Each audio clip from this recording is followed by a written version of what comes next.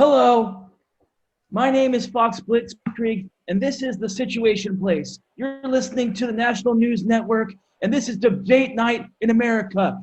We have the two candidates for the President of the United States of America who are here going to be on live TV talking about their positions. And we're doing something a little bit different today. We have a radio host who has a very successful podcast. Please say hello to Joel Hogan, who will be co-moderating with me today. Hey guys, this is Joel Hogan, and I'm so excited to be here. I'm so excited to interview Vice President Joe Biden and President Donald Trump. I am here to get the truth, and nothing else but the truth. And both of us as the moderators are going to be putting facts first. We're going to be talking about relevant policy questions, and we're going to be talking about the things that impact everyday Americans. So my first question that will be directed first to the president, and then the vice president can answer it afterwards. Mr. President, let's start relevant. You had your tax return released by the New York Times this weekend. My question is this, asking about tax policy first, policy questions. How did you possibly find a way to run a company worse than you currently are running the United States of America? A lot of people have been asking me that question there. And the real question that needs to be returned is, how does one play a game of Tetris? You know, do you look for gaps, you look for points to take advantage, and then you win, which is ultimately what I've been doing. And having only spent $750 in the last 4 months on tax means that I have plenty of more money to put towards something more important for America, like America's future. All right, thank you for that answer. We'll go ahead and send it over to the vice president now. Donald Trump, you say that you're saving for America's future when currently the president is an absolute dumpster fire. But by the time I'm done saying this sentence, another 200 trillion Americans will have died from COVID-19. You have really absolutely not even helping us out. And now you want to repeal the Affordable Care Act that me and Barack Obama put in? My Wrong. guy, Obama? Wrong. Come on, Jack. Wrong. Joe Biden, I feel like the only dumpster fire that's around is the dumpster fire you're getting your garbage facts from. And by garbage facts, I mean lies. Things that a stable genius wouldn't be able to articulate because they're just not of the best words. With the words that you're manufacturing aren't exactly real actual words of thing. Guys. Hey, I have a question here. I just have to know, piggybacking off the first question, Mr. Trump, rocking job, only paying $750 in tax. Thank you. It's a big move. Saving up for an Xbox. I have a very popular radio show, and I want to live off the grid. What advice do you have for a person like me to do what you did? First of all, I haven't heard of your radio show, so I don't know exactly how popular it could be. But if you really want to live off of the grid, I think you need to just have a very humble loan. You need to ask your father for a very small, barely significant loan of a few $1 million, okay? And then what you need to do is avoid things like the IRS, which are just people that are coming to you, and what they're doing, it's called the IRS because it's the Internal Robbery Service. And they think it's legitimate.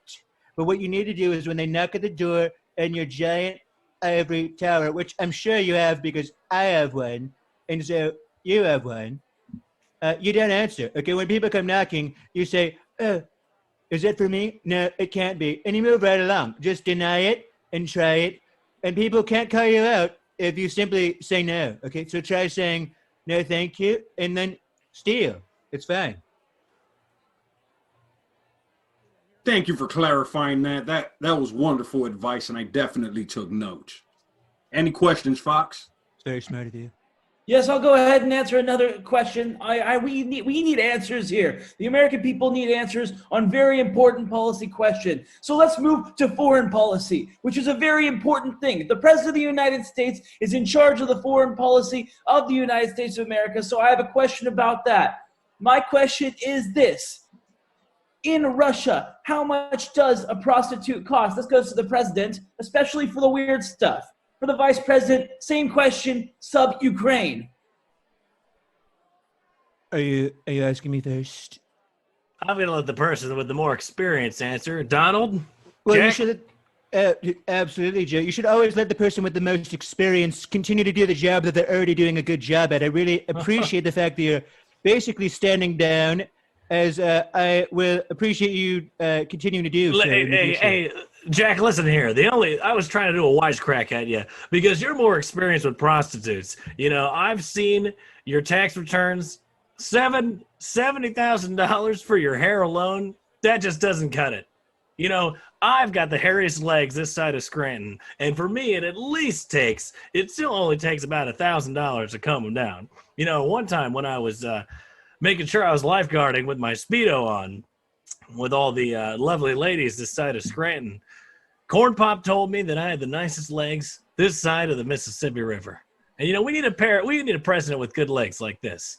You know, so Jack, I want to tell you that not only did I do a great job as the lifeguard of the Scranton pool, I did a much better job at vice president than you're doing right now as president. My favorite thing, hold your applause to the end. My favorite thing about what Joe is saying is that his legs are meant for swimming and not for running. And what you have to do, Joe, if no one has told you yet in your campaign, is when you're trying to be president, you run for president. You don't swim for it, okay? And what you're doing right now with your Michael Phelps legs, which I presume to be covered in hair, however beautiful it might be, like my flowing locks, is that you're drowning, okay? Your swimming legs, they're kicking, and they're not kicking anything, okay? And to answer the original question, because, again, you butted in line to answer the question that's directed to me, is if you're trying to get a prostitute, you don't need to pay, because just like becoming a president, you can run after you take what you want, but if you swim, eventually you're going to sink, just like Joe Biden is going to be sinking this campaign season. Let's drain the swamp so people like Joe Biden can't continue to swim. Mr. President, I appreciate you did a fantastic job at getting back to that. I hate your guts, but I do appreciate you actually answering the question that matters to the American people. I'll go ahead and set it back over to my my co-moderator, Joel Hogan. And I do have to say, Mr. Biden, that you do have some killer calves. Right. I've been doing a carnivore diet, and I've been working my kettlebell, and I'm trying to get some killer calves too. And I'll tell you, real recognizes real, and those are some killer calves, my friend. Very Mr. Hogan, my opponent talks about swimming and fitness like he doesn't eat breakfast, lunch, and dinner like that guy from the Super Size Me. You know the thing that shows it's not a drug, it's a movie. It's a movie from the Super Size Me movie. And I gotta say that I don't think President Trump could beat me in a 100-meter relay. I'll do butterfly. I'll do backstroke. Excuse me. I mean, it doesn't even matter if I do side stroke, to be honest. I know I would beat his ass. All right. I believe it, and I can call my friend Dana, and we can set something up, but that is not what we're doing today. This is I'm sorry. Today. Yes. My next question. I'm sorry. I just want to say that Joe Biden is trying to outstroke President Trump. I just need that needs to be added to the record. Joe Biden would like to outstroke me for America. Continue, please. All right, continuing on, guys. My question is simple. With Hunter Biden and both Trump boys being extreme fuck-ups, which one of you is more embarrassed? You know, I really have to say, Donald, please, Jack, let me answer this first. Oh, please, please, let the failure go first and talk about his embarrassment, please. You have more of it than I do. I don't know the meaning of the word. I got to say that right now, I'm going to make sure that we have truth over the facts. We both want. That's what we want is truth over the facts, Mr. President. I have to say that what my son did in Kiev was not even remotely close to the illegal activities of Eric Trump and the Trump cronies. I mean, one of my sons, he served in the Army. He made sure that he dodged any kind of illegal connections, just like our president dodged a draft 3 times. What kind of a dog-faced pony show is that? He claims to love America, but he doesn't even want to serve for this country? I mean, I am appalled. He might as well be giving Putin some more of our secret plans right now. Mr. Trump, your turn, please. Can you define the word embarrassment? Extreme shame at the ridicule that you're getting because your sons are huge failures. I don't believe I know the meaning of the word embarrassment. But what I do know is how to be a champion, how to continue to win, and how to make America great again and again and again. Am I embarrassed that I cleared out an entire street of protesters and then I held a Bible upside down for a photo shoot? The answer is no. Because what this country needs is somebody who doesn't feel weakness, somebody who doesn't feel weak things like the idea of shame. Like Joe Biden in his weak little swimming legs. I don't feel shame over that. I've never felt shame over my legs once in a life, Mr. Trump. Now, Jack, I mean, we can go outside and finish this right now. There's a pond with a fountain right outside the debate hall. I'm already wearing my breakaway sweats. What do you say, Corn Pop? The only thing you're breaking away from is the people's love for you, Joe. I'm not even going to acknowledge that. Next question, please. All right, next question. I was hoping for the fight, but it looks like we're not going to get this. Fox Blitzkrieg from the National News Network. You're watching The Situation Place, and here we have the president and the former vice president of the United States of America debating off here on Debate Night in America. We here on the National News Network like to ask about economic policy, kitchen table issues, the issues that matter to Americans in their everyday lives, and how the president will affect that. So my question, this kitchen table issue question that I have for you, Mr. President, why do you eat your steaks well done? And Mr. Vice President, why do you eat your steaks however regular Americans eat their steaks? Well, I'm going to start off here because I got to say that I eat my steaks just like a normal, regular, hardworking American. I go in there, make sure I get a nice marbled private selection from the grocery store. Disgusting. It's absolutely one of my favorite cuts of meat. Now, I'll tell you that I think the only type of steaks you got to eat well done are Trump steaks. I had one of those in 1970, and let me tell you, the meat was gamey. I think it was part raccoon, which, again, the Affordable Care Act will cover, which I will protect if you eat a terrible Trump steak and get food poisoning. But I think that the Mr. President Steak Company, which is really geared towards people like Jeffrey Epstein, they're not going to deliver the steaks to the kitchen table that Joe Biden's going to deliver to you. And Joe Biden knows that Joe Biden loves his steaks medium rare, just like America does. Okay. Sad, wrong, and also mostly sad. Well, can you explain? I don't know what part of my truthful story was wrong and or sad. I don't eat my steaks tougher than an Akron tire fire like you do, Mr. President. Let me go ahead and explain it to you, Joe Biden, because apparently that's what you need is a little bit of a free education. So let me provide that for you, okay? Just like I'm providing it for the children of America as I send them back to schools that are riddled with COVID, but it's survival of the fittest, okay? Not survival of the medium rarest.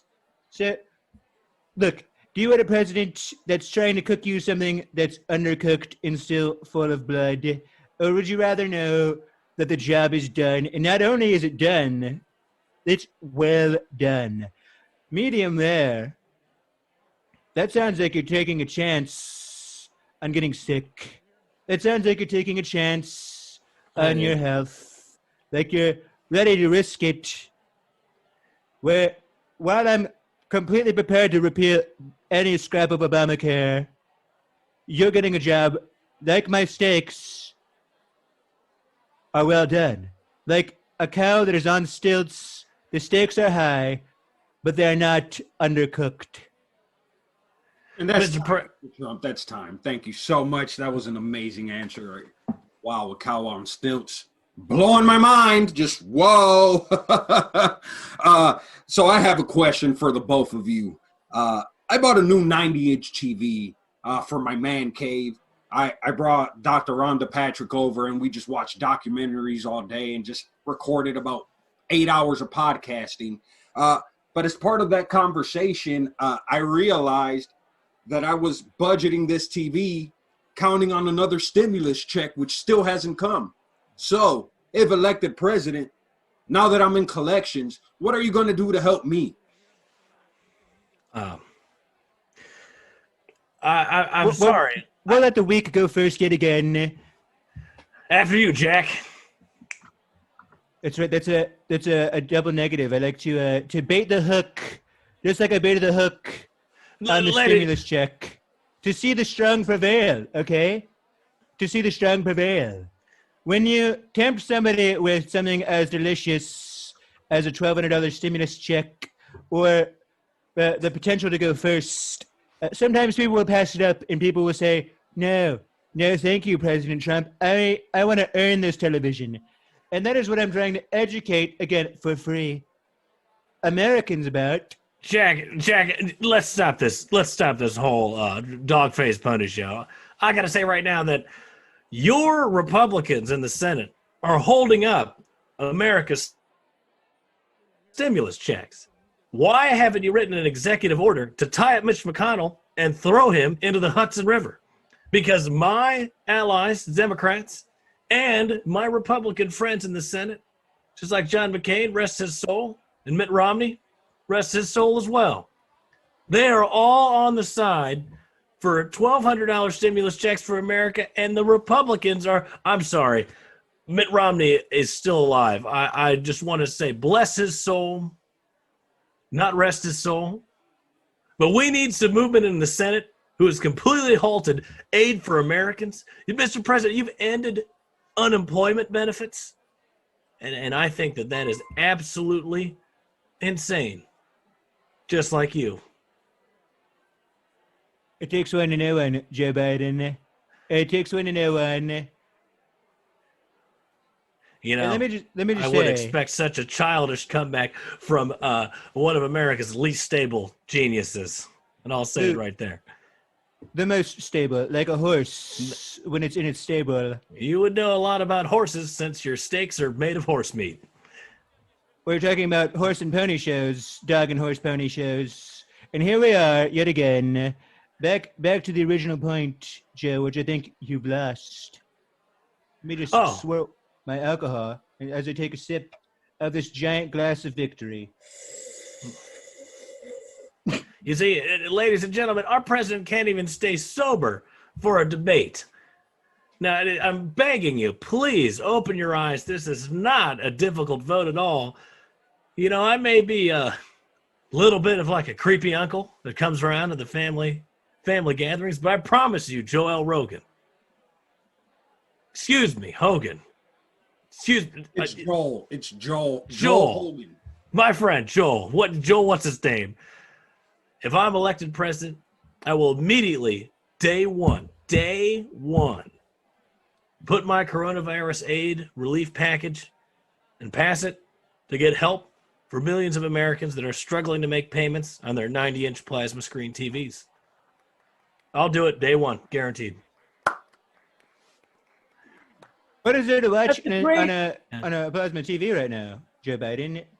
Sports are still mostly canceled. You've had enough time. You've had enough time to speak, Mr. Trump. I don't like you, and I like the vice president. Thank you, Mr. Blitzkrieg. Hey. Feels like a wrong choice. Hey. Clearly unbiased. Very unbiased. This is the National News Network, and we treat everyone fairly, which means that we bring things up that are really important. Right now, everyone's talking about the Supreme Court of the United States. And the president has put forth a nominee for the Supreme Court of the United States. And my question to you, Mr. President, is this. How did you find a woman who can manage to hold off from involuntarily wincing at you when she is on camera? And, Mr. Vice President, if you were to nominate a woman for president, for the Supreme Court, would you be able to do the same? Would I be able to do what? I'm sorry, you were cutting out. The feed cut out a little bit there, yeah. How did you find a woman who can manage to hold off from involuntarily wincing when she's on camera with you? And can the vice president do the same if he were to nominate someone to the Supreme Court? To answer your second question, no, I don't think there's any possibility of Joe Biden finding anyone who can't wince at him, because he's constantly going to be assaulting them with his dirty little mitts in his kisses. His dirty little mitts in his kisses, and that's just the Joe Biden way. You know, the man is swimming, and he loves swimming, and he loves swimming through these relationships and swimming from one woman to the next, kissing there and kissing here. But how is it that I found a woman that could, quote unquote, stand to be in her presence? Was that I had one of my assistants watch the movie Handmaid's Tale, and all you need to do really is find someone that's incredibly enthusiastic about that reality, about that possibility. You follow the algorithm, which is an algorithm, is how you actually are supposed to pronunciate it, pronunciate it. And then once you find that specific person, you know for sure, once she's on board for a world that resembles Handmaid's Tale in an unironic kind of capacity, that is the woman that you want by your side. Like a queen on a chariot towards the finish line of victory. Hey, Jack, this is America. This isn't England. We're not going back to queens and royalty. I really don't understand why people don't think that you're not trying to take us back to the monarchy. Are we going to have the Boston Tea Party again? Which was a great time. I was there. But seriously, I got to say that I think that there's no woman in America that would feel safe on a Supreme Court that was 100,000 feet away from Donald Trump. He would make any woman feel unsafe. And I am very, very proactive. I used to love massaging the women, and now I love supporting the women, because Joe Biden knows that who we need to get up there is a woman that's respective for the American people's rights. President Trump and the Republicans, they've got their own agenda in there, and they're not going to listen to any American. So who I'm going to choose for my Supreme Court nominee, I'm going to choose a woman through my Tinder account, because that will truly be a representative of the American people. That better be a super like. And I would like to go on record and say that I'm willing to do anything to a woman. I mean, for a woman. Okay, Mr. President, if you think that likes, you'd be mistaken. I'm all sorry. Right, guys. All right. Cut out. But cut out, kind of like how you should be cutting out from the race with your swimming legs, Jim. Test 1, 2, 1, 1, 2, 3. All right, guys. Those were amazing answers. Really appreciate those answers. Mr. Biden, I do have a question for you. Why did you let children pet your leg here? And as a follow-up, will Corn Pop be part of your administration? Yeah, it's a great question. You know, I really value your freedom of speech as an American, and I think that hosting and owning a podcast is really what truly talks to small American business owners. And I got to say that, you know, the children love Uncle Joe, whether it's my head hair or my leg hair. I really can't control what happens to either part of my body when I'm around them. So, and I think that that question is self-explanatory, that my silver fox hair is really going to be what attracts America the most to my presidency when I become president. It shouldn't be too hard. Gross and wrong. And not only am I going to have Corn Pop, my dear friend from Scranton, America's hellhole, in my cabinet, I'm also going to have a lot of other popcorn-influenced people there with me. Cousin Willie will be a part of my cabinet, as well as Orville Redenbacher. And them and Corn Pop will help finance America's agricultural wing of my cabinet. Great answer. Now, I have a question for you, Mr. Trump. Okay. What do you plan to do about the huge increase in assault by soup can? In the what by soup can? I'm sorry? Assaults. The huge increase in assaults by soup can. People are being assaulted with soup cans. Soup for their families. And they're assaulting people with soup. Everyone knows that soup is delicious and edible and is mostly just regular solid food in liquid form. What we're intending to do about the soup pandemic is to treat it the same way as we are treating the COVID-19 pandemic, which is to mostly ignore it and wait till people with the soup cans are either on top of the food pyramid or at the bottom.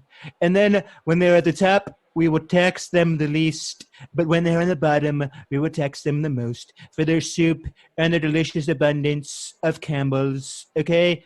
Like you can't ask me this question and then expect me to give you a natural scientific occasion sort of answer and reply. Thank you so much for that question. That was fantastic. Thank you much for the answer, Mr. President, too. I still don't You're welcome. like you, but I appreciate seeing that. You will love me. You will have one more chance now. This is the very end of the debate. You have a chance to make your final plea to the American people. Each of you get to say a closing statement of indiscriminate time. You get to go ahead and do this. Thank you for watching The Situation Place, and thank you for watching Debate Night in America. I'll go ahead and hand it off to the Vice President first. Vice President Joe Biden will get to say his last words first. America.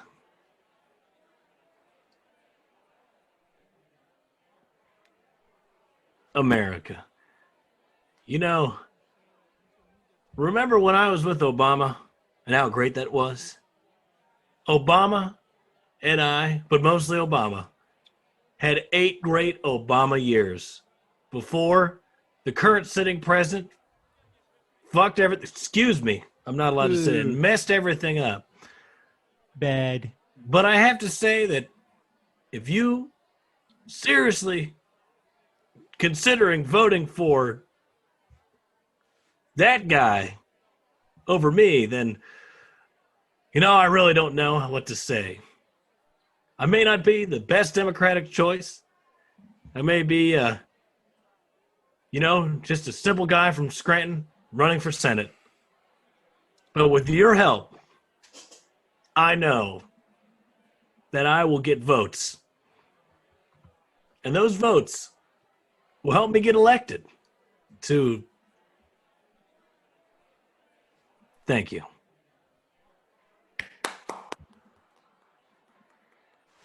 Thank you for that so much. That was a beautiful final speech, Mr. Vice President. Now Thanks, I'll hand Jack. it over to the President to say his final remarks. There's a lot of things you could say about the time that I've been president.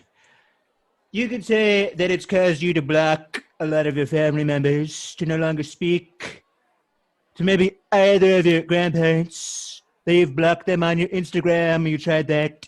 But then you also blocked them on your Facebook because you saw too many memes. But you know in your heart of hearts that I'm the first non-politician who has become essentially the politician. I am the face of America, and I might be a reflection of all of you, as ugly and as orange as we've ever been. But that's where we need to start, America. We need to start by accepting the fact that we're orange and we're ugly and that we're ruining pretty much most of the country. But at least with me, you know that there's nothing that I'm hiding except for perhaps my income tax. But I'm going to be honest about it. America loves a person who will speak their mind and will say what they want to. And when it comes to running for president, I'm going to run as fast and as hard as I can to run this country directly into the ground, where Joe Biden is simply going to swim instead of sink, because that's all he is a giant sinker for a stinker, and he's going to kiss your nieces and nephews and pieces and parts. Hey, Jack, I'll take you for a race anytime, anywhere. And if my son wasn't my son, I would not be dating him. Hey, the president got to say his final words, and I think those were beautiful. And now I need to say one more thing. We're contractually obligated now to give Joel Hogan as much time as he wants to speak about upcoming podcasts and other things that he's promoting because he came on as the co-moderator. So I'll hand it over to my co-moderator, Joel, now.